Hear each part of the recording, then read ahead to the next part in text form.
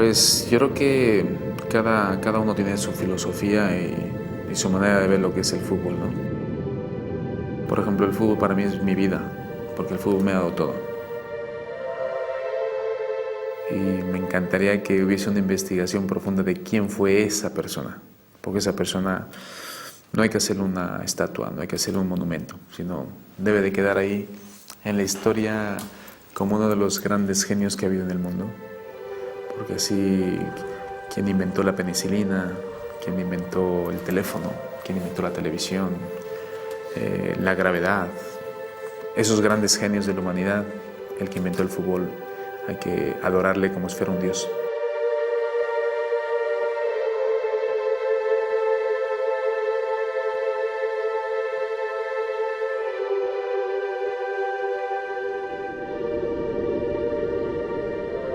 The origins of football is a history of signs and symbols, gods and games. Sports have long been the provenance of history's great civilizations, and it is through these that the game we know as football was conceived, shaped, and refined.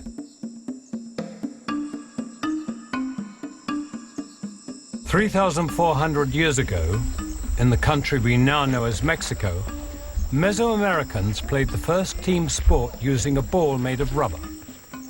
It was a game the Mayans later adopted. For them, the ball symbolized the sun, its power, its fertility, and in an act that foreshadowed football's dark and violent history, the losing captain would be sacrificed to the gods.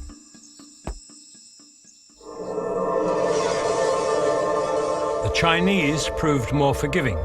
Tzu Chu, a popular sport of the Han dynasty, celebrated life, not death.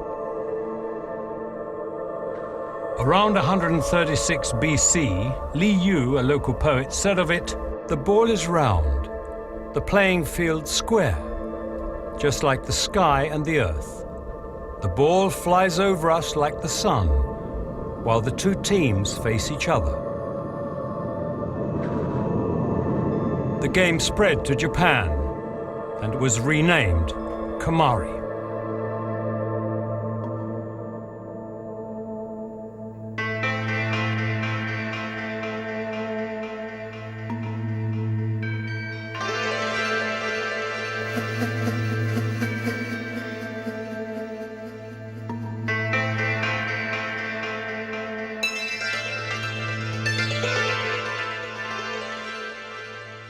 今から約1400年ぐらい前に中国から仏教とかその他の文化とともに日本に入ってまいりました。それが大体起源ですね。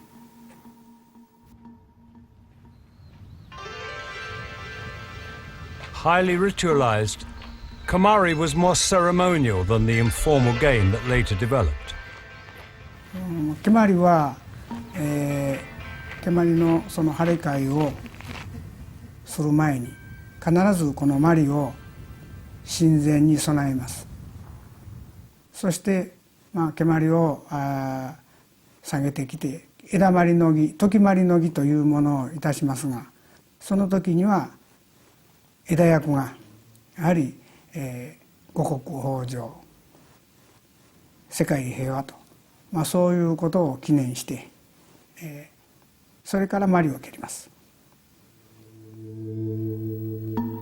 蹴鞠は、だいたい6名ないし8名で蹴ります。そして、蹴鞠の最大の特徴は勝負がありません。勝ち負けがありません。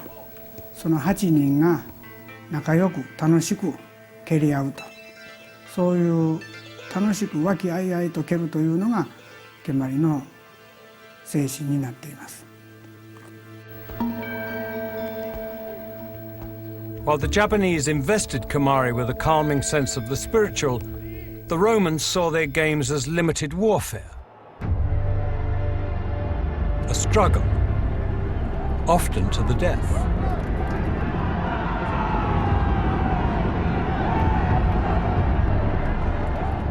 Chariot racers and their teams had their own partisan fans, They wore the colours of their team and sometimes fought with opposition supporters.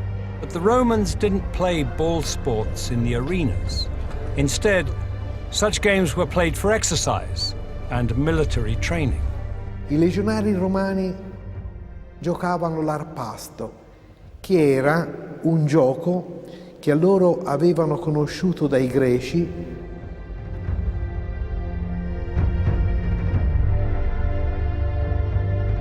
I romani se ne appropriarono perché era un gioco che si contendeva la palla, si rubava. E si dividevano in 4 linee: gli astati, i veliti, i principi e i triari. Quindi 4 linee che sarebbero poi gli attaccanti, i mediani, i difensori e i portieri.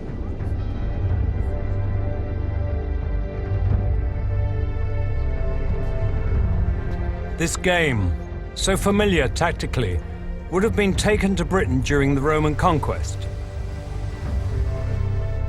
It's debatable whether they initiated or indeed influenced the games played on the island. But what is known is that 1,000 years after the Romans left, the Britons were playing a variety of ball sports, foremost of which were the games of folk football.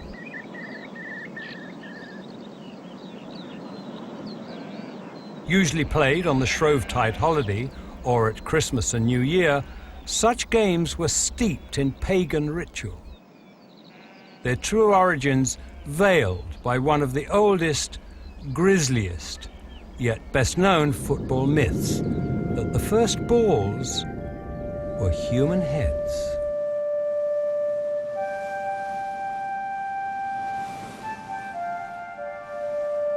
Sometimes an old custom has its origin in a source we cannot define or know, and can be looked on almost as a secretion of history.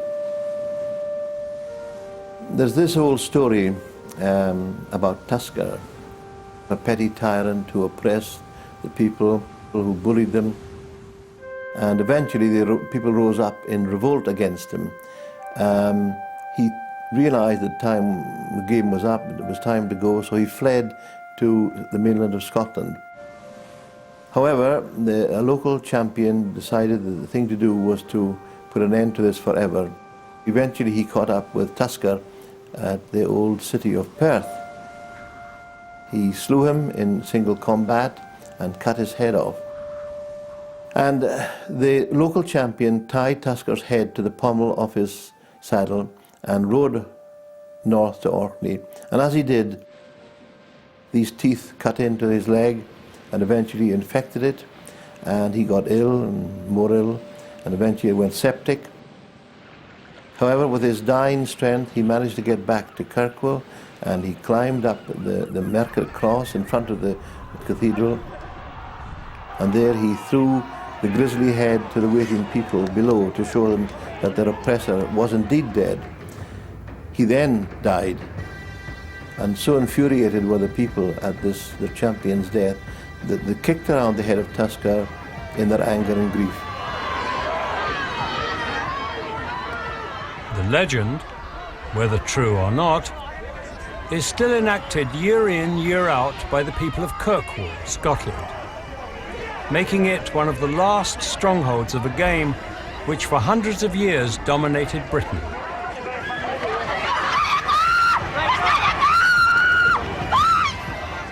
The game itself is remarkably similar to other long-abandoned folk matches played on the island. The pitch is the entire town. The players number in their hundreds. The goals are local landmarks a mile apart. One goal was generally all it took to win the game, although that could take a whole day. In Kirkwall, 2 sides compete, the up the gates and the down the gates. Their struggle for the ball, or bar, is deeply symbolic. The tradition was for a long time that if the down the gates managed to get the bar, which was the fertilizing influence of the sun it was the sun and its fertilizing influence, and they threw it into the waters of the harbour, then that would bring good fishing. And if the Applegates got the bar to their goal, and they were mostly farmers, that would bring good crops, particularly good potatoes. And there was a small town in Norway that until recently phoned every New Year's Day to see which way the bar had gone, so they could assess whether or not there was going to be good fishing in the months ahead.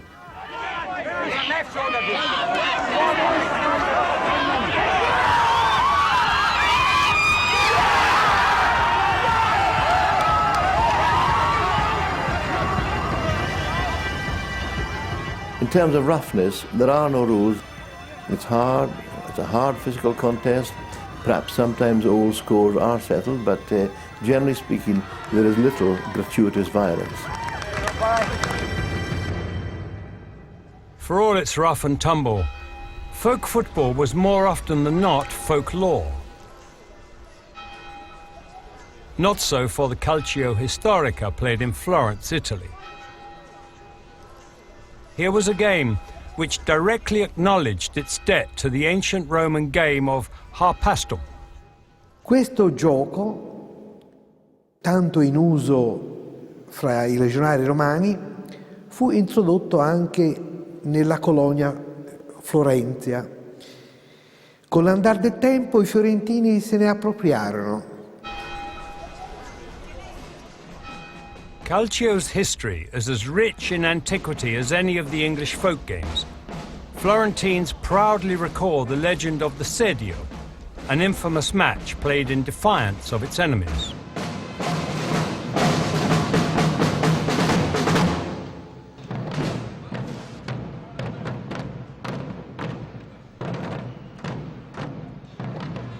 Nel 1530 i fiorentini erano assediati dalle truppe imperiali di Carlo V e per non interrompere l'usanza di carnevale, di giocare per carnevale, il 17 febbraio giocarono una partita a scherno degli assedianti che ormai credevano Firenze soccombente.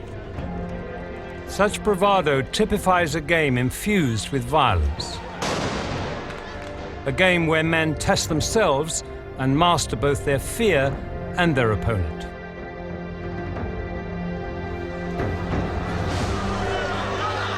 In the sedio of 1530, one player became the embodiment of these virtues, Dante da Castiglione. Una regola fondamentale era quella che la palla doveva essere sempre in movimento. Il morticino degli Antinori non mollava il pallone, lo teneva con sé. E per il forte Dante da Castiglione prese calciante e pallone, che non era fermo perché era in movimento in quanto lo teneva in braccio, e portò fino alla rete avversaria e scagliò dentro calciante e pallone, marcando la caccia. Calcio was a game adored by all Florentines, yet it was also riven with distinctions of class and social standing. Mentre i nobili lo giocavano nelle maggiori piazze, con intensa partecipazione di pubblico, viceversa il popolo si intratteneva a questo ludo proprio in considerazione che era il loro gioco e veniva praticato da tutte le parti, tant'è che girando per le strade di Firenze si può ancora vedere su palazzi o vicino alle chiese delle targhe di marmo o di pietra dove i signori 8 di guardia e balia proibivano di giocare appunto vicino alle chiese oppure per le strade a questo gioco spontaneo che tutti i fiorentini giocavano.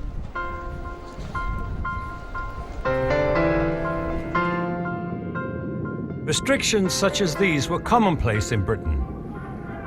Shops and homes were regularly damaged as the players rampaged through towns.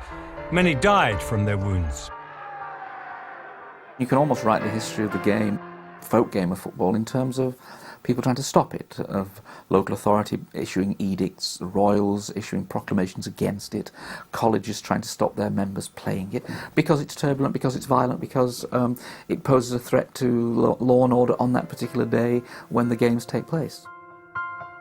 As early as 1314, King Edward II banned football in London, proclaiming, "Forasmuch as there is a great noise in the city, caused by hustling over large balls, from which many evils might arise, which, God forbid, we commend and forbid such a game to be used in the city in future."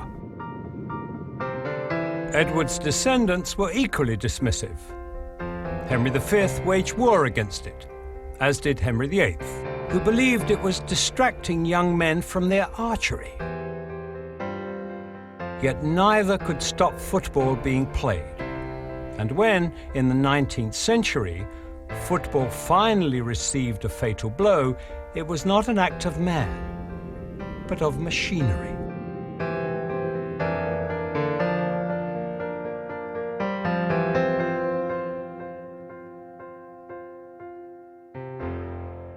The threat that folk football posed to the rise of an urban society in the early 19th century was serious in a way. You can't have the old games that have been played in a kind of pre-industrial environment, played in the great expanding urban industrial centres. Local towns and cities pass acts and pieces of legislation to curb the old traditional games from being played in their own towns and on their streets. This is a world where football has to find a new location to be played. The old folk game is dead. The game was rescued from oblivion by the public schools of England, who were in turn endeavouring to save themselves. In the 1850s, most were struggling with falling admissions and violent pupils. Students rioted, burnt down classrooms, and attacked locals. The teachers, many of them vicars, were horrified. Given the mentalities of pupils at the time, and given their lack of personal self-control, that frame of mind had to be changed. And so emerged as a form of social control the process of turning hooligans into heroes. And the essence of reform was the playing field. And the rationale behind this was very simple. If you beat hell out of each other on the games field, you weren't quite so predisposed to beating hell out of the villagers or the local inhabitants. Religion became the backbone of this sporting revolution. Muscular Christianity, the belief that sports were a useful aspect of religious training, taught boys that a fit body bred a fit mind, that fair play and teamwork on the playing field promoted moral fortitude.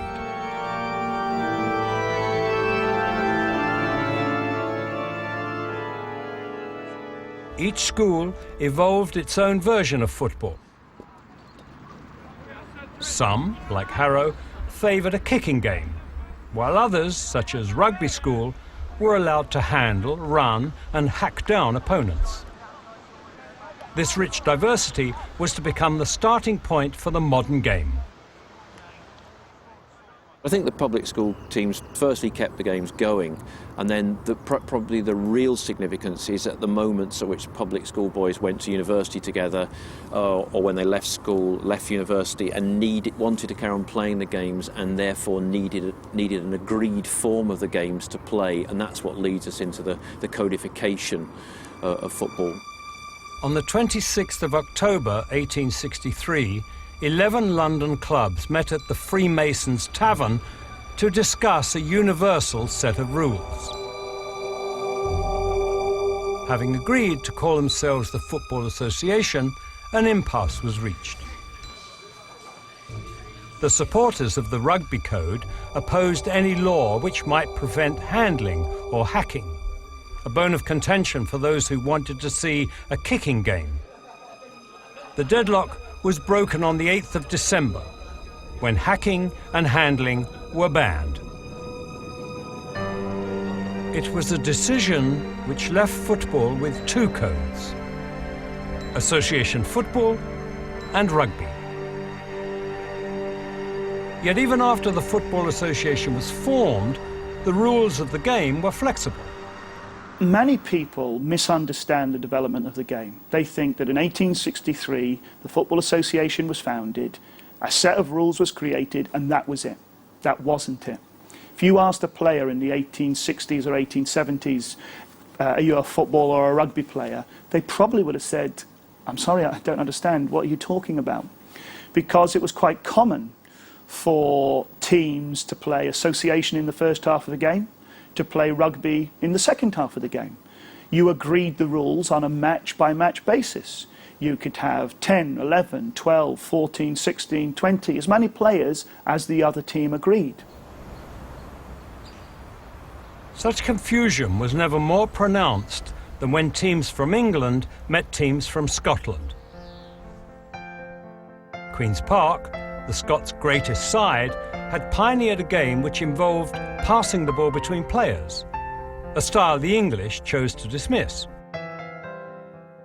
The English tended to, it was more, you could see more vestigial traces of rugby, I think, in the way that English players played.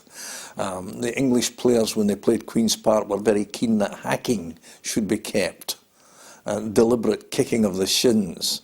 There is a letter from Lord Kinnaird to Queen's Park arranging a friendly and saying, let's have hacking, it's such fun, which depended on what end of the hack you were at, I think. For the public school boys, football was a pastime, not a sport. As a consequence, the game lacked continuity, passion, drama. Football needed a visionary, someone who could take its essence and mould it into something irresistible.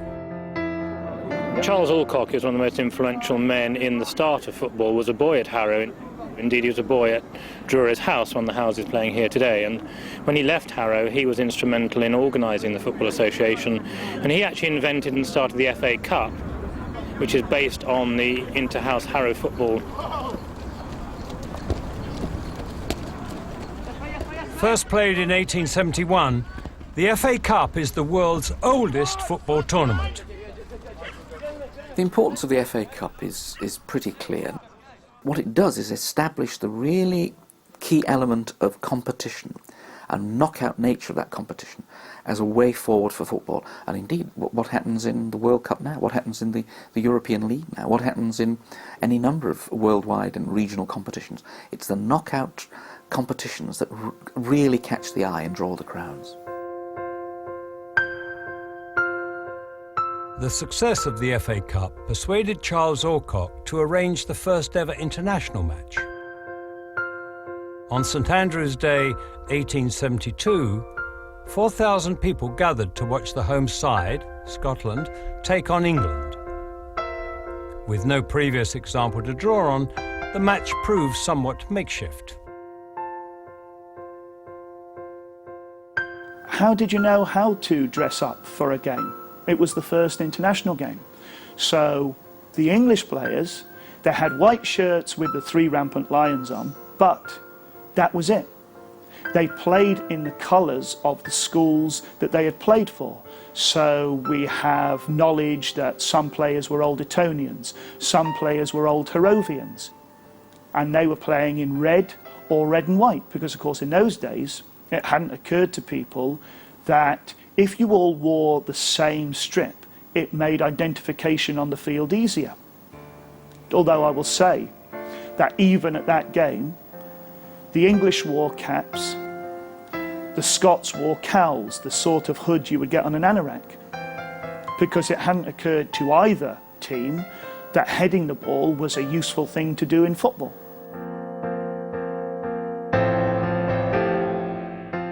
England began the match with 8 attackers and dribbled with the ball.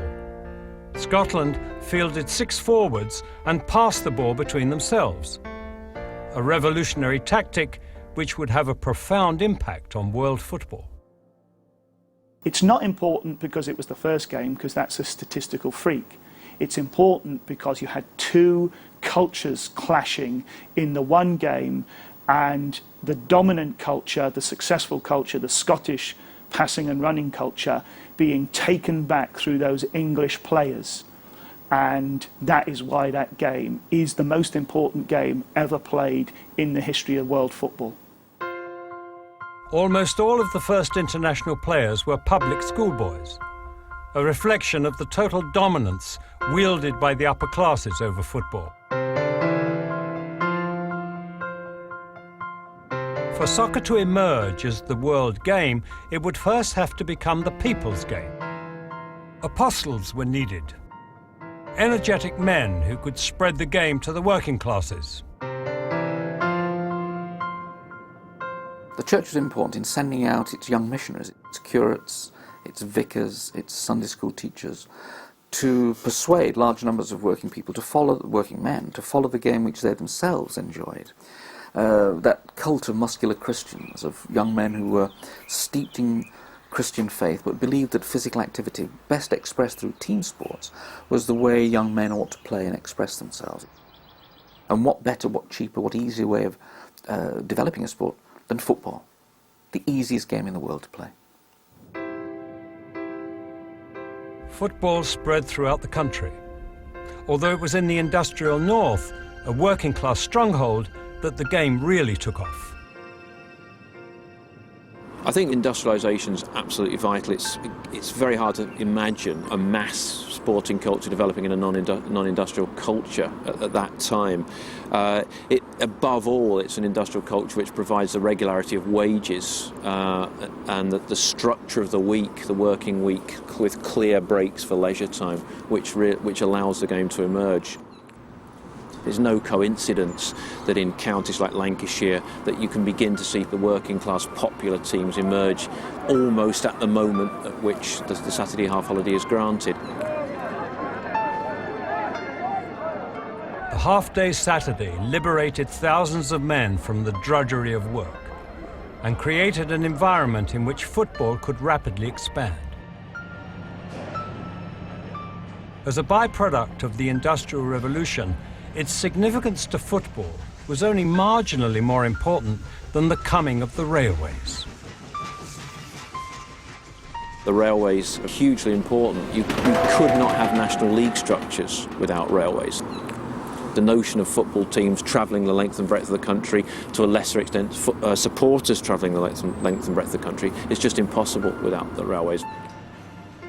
Throughout the latter half of the 19th century, football was parasitic, feeding off the growth in industry and technology. As a result, new clubs sprang up throughout England, absorbing players and administrators. The teams that emerge in the 1880s and 1890s, and many of them household names today, emerge from a number of institutions that already exist. It's men meeting in a pub and deciding they'd like to form a football club, football team. It's men in the place of work, Arsenal, the Woolwich Arsenal, deciding that they'd like to play. It's men in, let's say, a railway company, Manchester United, North Manchester Railway. It's groups of working men in the institutions they belong to, the church, the Sunday school, the trade union, the place of work, the pub. All the institutions that are basic to working class life spawn the new football clubs. That's how the clubs, so many of which we know today, in professional form, that's where they emerge from. At first, most clubs were nomadic. Settled one day, uprooted the next. But when more and more fans began arriving at matches, clubs such as Aston Villa were forced to find a permanent home.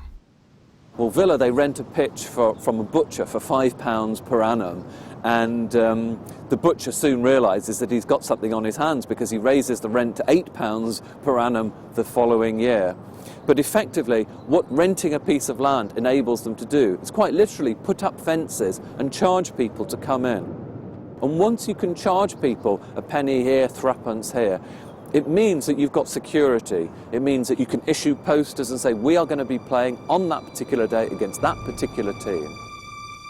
Like Villa, clubs from the North and Midlands were growing stronger and began to mount a serious challenge for the FA Cup. Since 1871, it had remained the exclusive property of England's southern amateur sides. But in 1883, all that changed.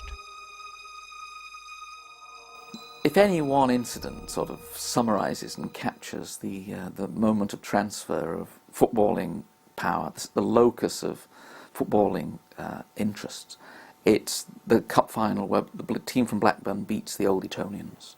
For 10 years, the public school teams had won the FA Cup, and eventually, in the early 80s, along comes a team from Blackburn that consists of working men and skilled working men, and who beat the Old Etonians, wresting the cup from its founders, the old public school boys, and taking it back up north.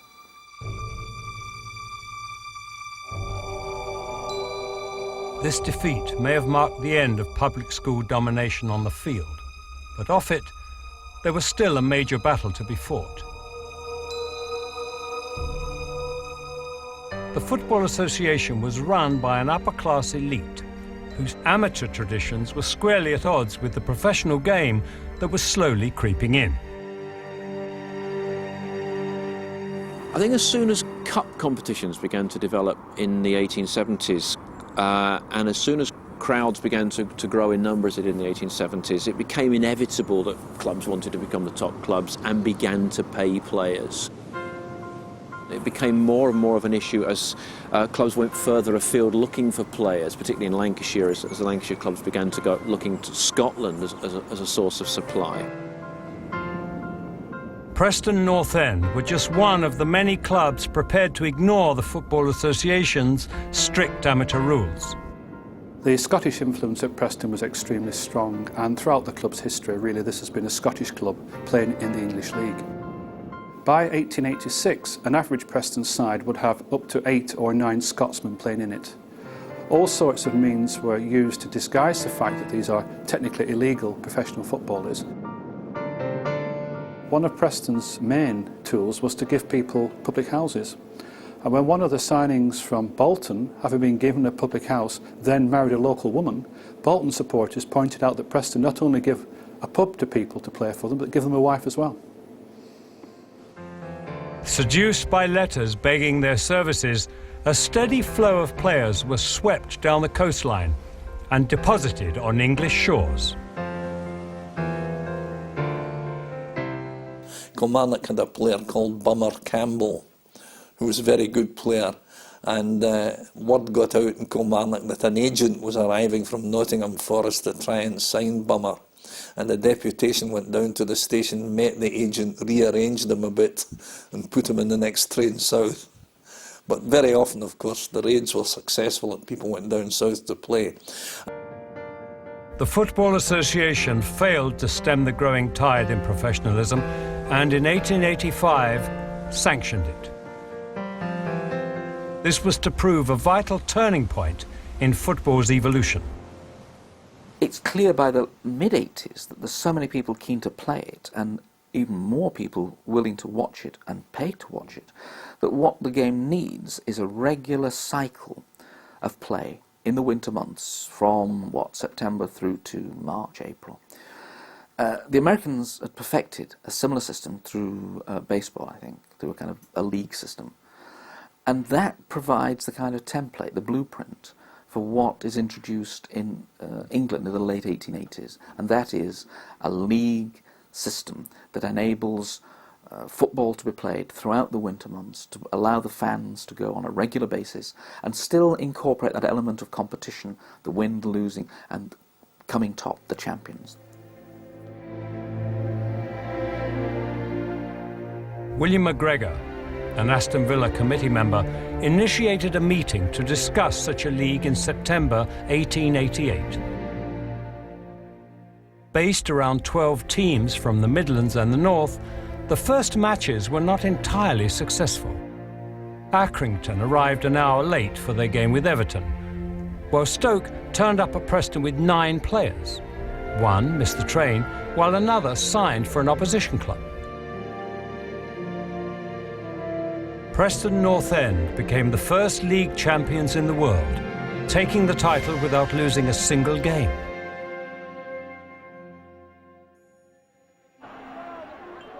The league boosted football's appeal immeasurably, so much so that for many, it became the focal point of their existence. And in the following years, stadiums rose up like spires to become the ever-present, tangible reminder of a shared yet tribal passion. In many ways, your attachment to the ground is far stronger than your attachment to the team and the players, because the players come and go. We know they're mercenaries, whatever people would say. We know that they're playing because they have to earn a wage, and if someone offers them a better wage, they'll go up the road and they'll go somewhere else. But the fans stay there, they stay with the team, and the ground is the constant. It's the church, it's the spiritual home, that rectangle of turf to which we all pay homage on a regular basis.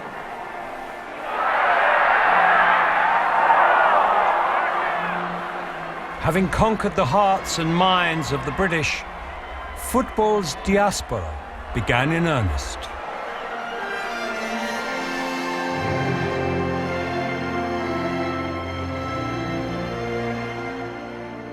Football grows phenomenally, not just in Britain before 1914, but it mushrooms throughout Western Europe and in South America and other places too. There's no doubt that the men who are committed to the game are committed to playing it wherever they go. And of course they go all over the world. British businessmen, British soldiers, British sailors, British governors, British in some kind of imperial capacity, and also just ordinary working men. There's tens of thousands of working men who travel, and in a curious kind of way they also become missionaries for the game. They hadn't been at home, but once they're abroad, what they want to do, of course, is to cling to the games, the culture that they'd left behind at home. And the most important kind of secular culture that they attached to was football. It's a game that the British deeply influenced at all kinds of levels by 1900, but particularly by 1914. This mass exodus of skilled British labour into the new industrial heartlands established the game throughout Europe.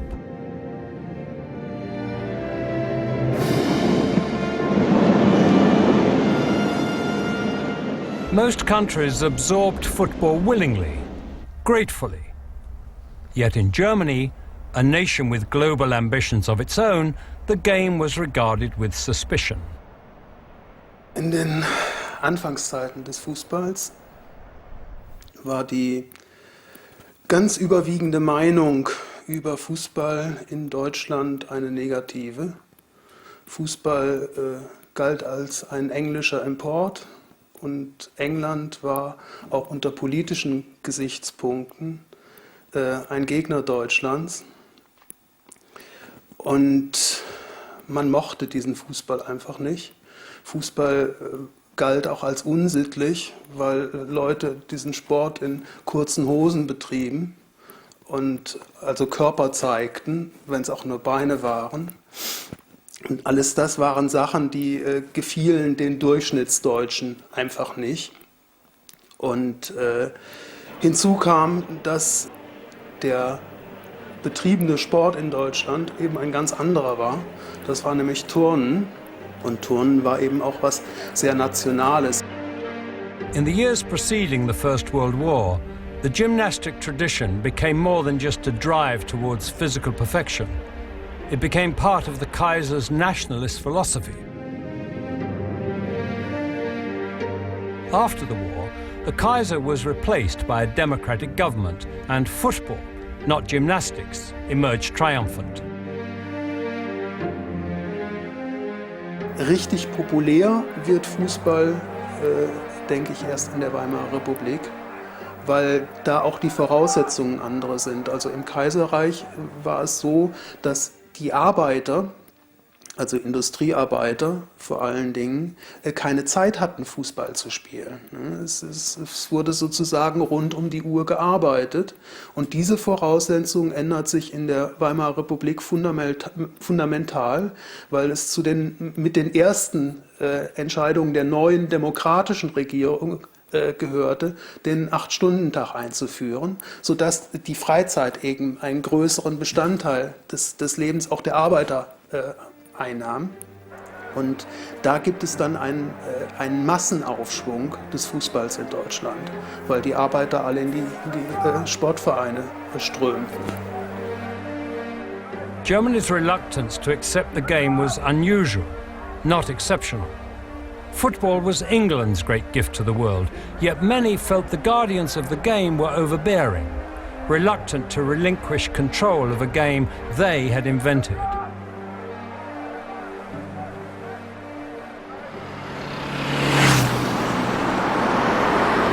In Latin America, this struggle became the starting point for a unique football culture. At first, the game was played almost exclusively in the elite gentlemen's clubs. But all that changed when, track by track, sleeper by sleeper, the railways emerged.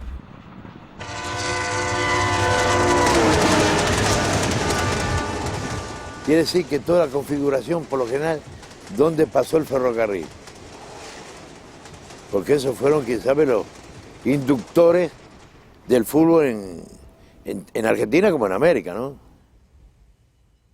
Y verdaderamente, en el caso mío, yo soy un gran agradecido a la industria británica. Y me preguntan todo el mundo, ¿pero qué? ¿Industria británica cuál? Digo, la del fútbol.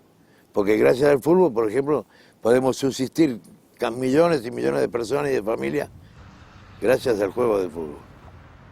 But the Argentines weren't always so thankful. Before the turn of the century, football existed in a vacuum.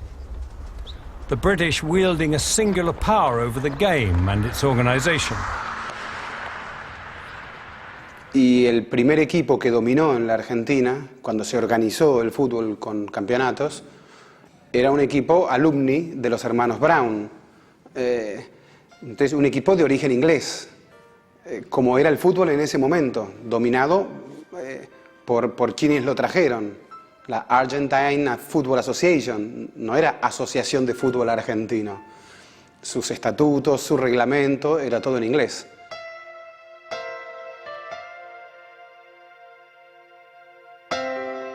Having dominated the game for over 30 years, the English were toppled in 1913. Entonces, cuando Racing Club quiebra la hegemonía de alumni y se consagra el primer campeón criollo, es como que se interpreta que hay una segunda fundación del fútbol y la fundación criolla. Es como que a partir de allí el fútbol pasó a ser argentino, pasó a ser algo nuestro. For Argentina, as elsewhere, football had become a means of expression, a shorthand for a communal sense of belonging. Empezó siendo una especie de nave espacial, una cosa marciana, venida de afuera.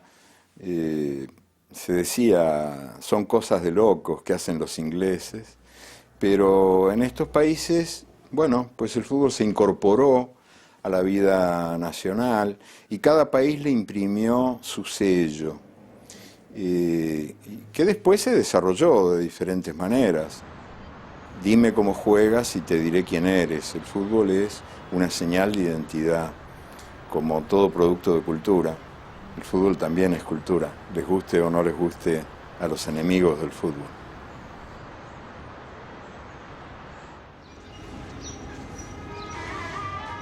Argentina's liberation was located firmly on the playing field.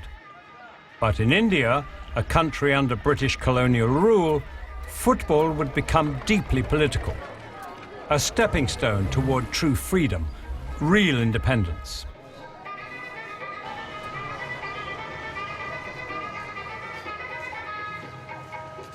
Football had been played in the country since the 1870s, when the first missionaries arrived. The priests played a very major role in popularizing football. To get people to come to church on Sunday, especially young boys, they used to teach them football. And they used to organize football all over India, and especially the missionary schools which came, whether the Irish Christian Brothers, the Jesuit Brothers, and various brotherhoods which came up and set up schools all over India. And invariably, the first game they introduced was football. And that is how the game spread to different sort of parts of India. The other reason, of course, was also the British regimental teams, and especially the soldiers, the Tommies, who used to play football as a recreation in the evenings. At first, the Indians watched patiently from the sidelines. But all that changed when Mohun Bagan were founded.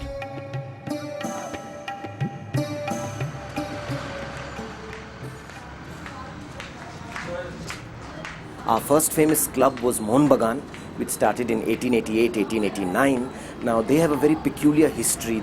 They set it up in order to, it was something like the idea of muscular Christianity, which was popular in the 19th century in England and Europe, to, train people to become physically fit and become good people. So Mohun Bagan had the very same ideals in order to make Bengali youth athletic and fit and muscular and, give them some discipline on the field. So they set up a sports field.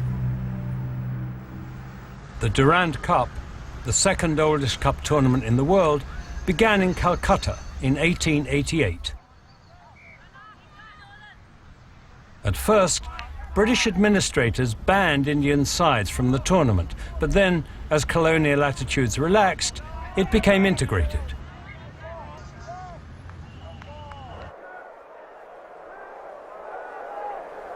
The Durand tournament in the beginning was only for British regimental teams, but football had become so popular amongst the locals. And having separate leagues could have led to more alienation, sort of, a type of apartheid type of situation. So this was a much more harmonious arrangement, getting the Indian clubs to play along with the British clubs.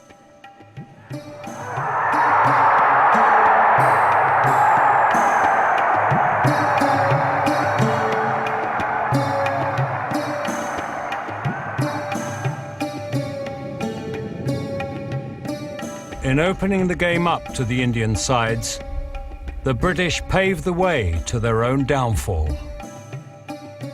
1911 is the first historic landmark in Indian football. Mohun Bagan, 11 Bengalis, 11 barefooted players, all from Calcutta, became the first Indian team to win a major domestic tournament playing against British teams. They won the IFA Shield in Calcutta, beating this East Yorkshire regiment 2-1. There were about 100,000 people. Most of them couldn't see the match because there was no proper stadium. They just stood in rows, thousands and thousands standing at the back. And very ingenious methods were used to convey the score.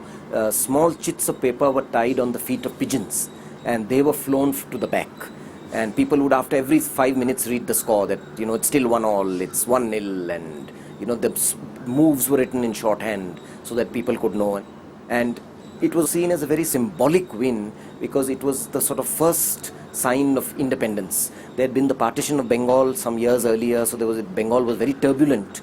And Mohun Bagan beating a British team was seen as a sign that India can do it. That if we can beat the British on the football field, it's also time to lower the Union Jack. And in fact, when the players left the field, the Mohun Bagan flag was fluttering. All over India, people felt this was our game, that we could play the world in this game. The inferiority complex that was there, that we couldn't play against what was felt was a superior race in physical prowess after having lost so many battles and all that vanished. Football had at last become truly democratic. A game so simple, so universally accepted, that there were few places it had not conquered.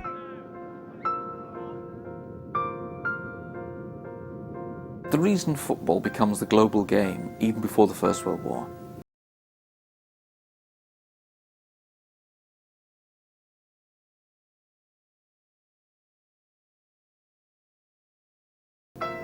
is its basic simplicity. It just needs a ball and a couple of fellas playing it. A boy on his own can play football up against a brick wall. If you've got 2 men, they can play kicking in. If you've got 4 men, you've got 2 teams. If you've got stranded men on the Arctic floe, you can play football if you've got a football.